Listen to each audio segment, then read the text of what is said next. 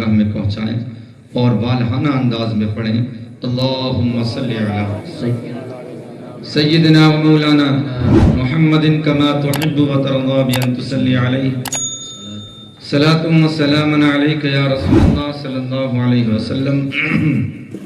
تمام لوگ بیدار ہیں نا؟ ایک مرتبہ ہاتھ اٹھا کے یا رسول اللہ کہیں، ایک مرتبہ اور یا رسول اللہ، یا رسول اللہ۔ میں اپنی گفتگو اس مصرعے سے شروع کرتا ہوں۔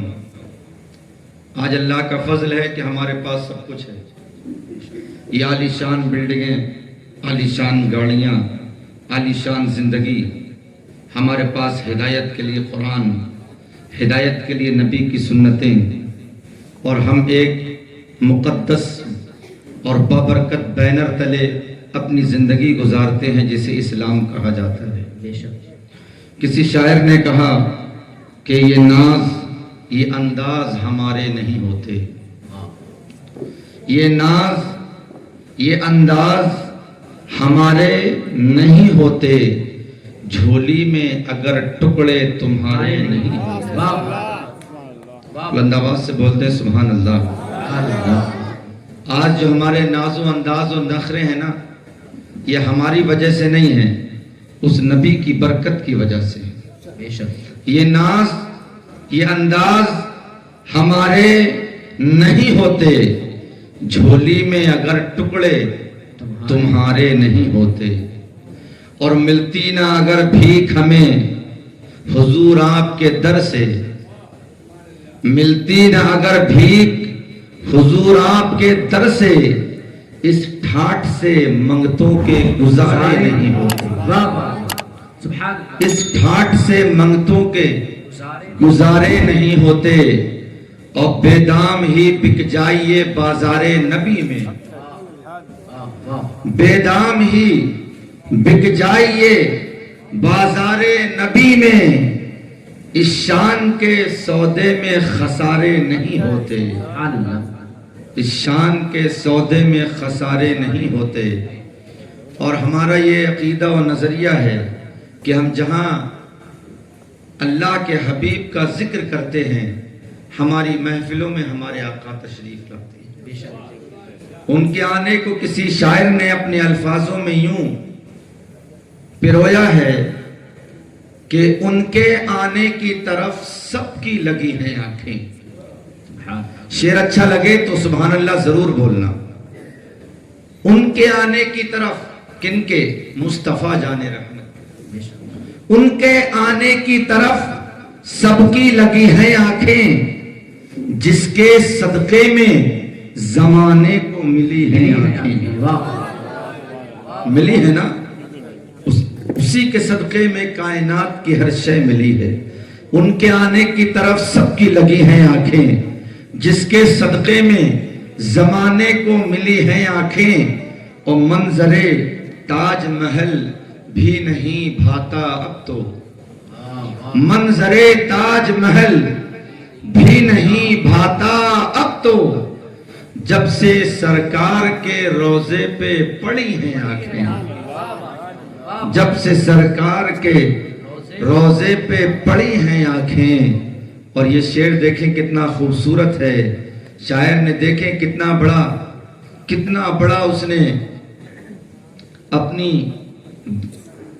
ذات کے تعلق سے بابرکت ہونے کا ثبوت پیش کیا۔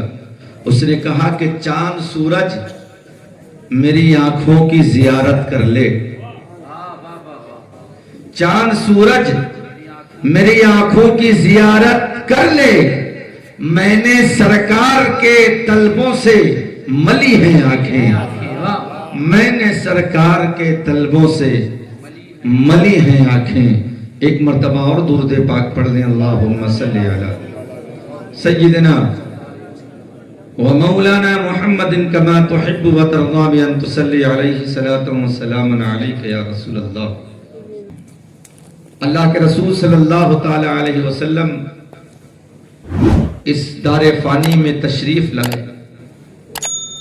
اللہ نے ہمیں وہ حبیب عطا فرمایا ہمیں اپنا وہ آخری رسول عطا فرمایا کہ وہ رسول ابھی تشریف نہیں لایا تھا کہ ان کے آنے سے قبل پوری کائنات میرے نبی کی منتظر تھی. بے شک پوری کائنات میرے نبی کی منتظر تھی.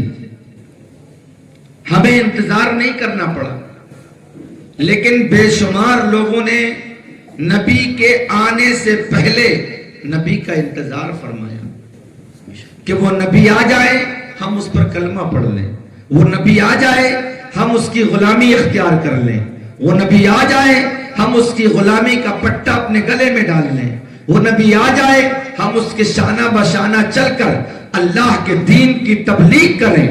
اس انتظار میں ایک دو فرد نہیں بلکہ سینکڑوں لوگ ایسے گزرے جو اس دنیا سے رخصت ہو گئے لیکن انہیں نبی کا زمانہ نہ ملا. عزیزان ملت اسلامیہ، انبیاء کرام نے یہ تمنائیں ظاہر کی کہ وہ نبی آئے اور اس نبی کی امت میں مولا تو ہمیں پیدا فرمائے. اب اندازہ کریں کہ وہ نبی کتنا محترم ہے، وہ کتنا ذیشان نبی ہے، وہ کتنا بابرکت نبی ہے، جس نبی کی امت میں پیدا ہونے کے لیے اللہ تبارک و تعالی نے وہ مقدس جماعت جسے انبیاء کہا جاتا ہے، رسولان اعظام کہا جاتا ہے، اس جماعت کے مقدس افراد اس امت میں پیدا ہونے کی تمنائیں کر رہے ہیں. میرے عزیز، اللہ تبارک و تعالیٰ کا یہ احسان عظیم ہے کہ ہم نے انتظار نہیں کیا، ہم نے دعائیں نہیں مانگی، لیکن اللہ نے ہمارے مقدر اور ہمارے نصیبہ کو اتنا بلند فرمایا کہ ہمیں اس حبیب کی امت میں پیدا فرمایا.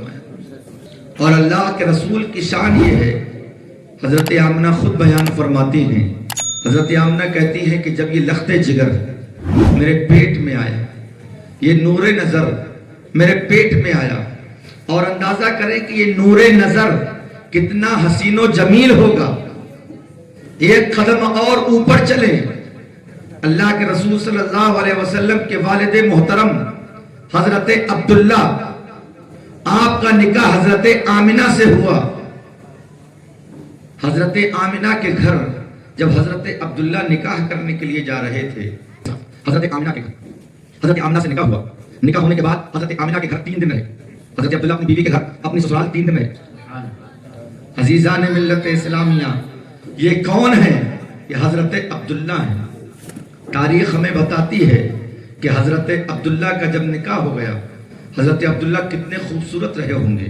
حضرت عبداللہ کا جب نکاح ہو گیا تو حضرت عبداللہ کے نکاح کے بعد مکے کی تقریباً 200 لڑکیوں نے نکاح نہیں کیا. 200 خواتین نے نکاح نہیں کیا. مکے کی معزز، محترم اور رئیس گھرانے کی 200 بیٹیاں ہیں جو نکاح نہیں کر رہی. کیوں؟ اس لیے کہ ان کی آرزو، ان کی خواہش تھی ہماری شادی حضرت عبداللہ سے ہو جائے. اور کیوں؟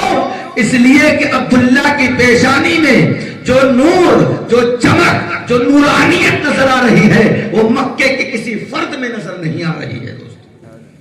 تو یہ نبی صلی اللہ علیہ وسلم کی برکتیں ملی ہیں آپ کے والد کو بھی، آپ کے دادا کو بھی، اور آپ کے اوپر تمام نسل کو.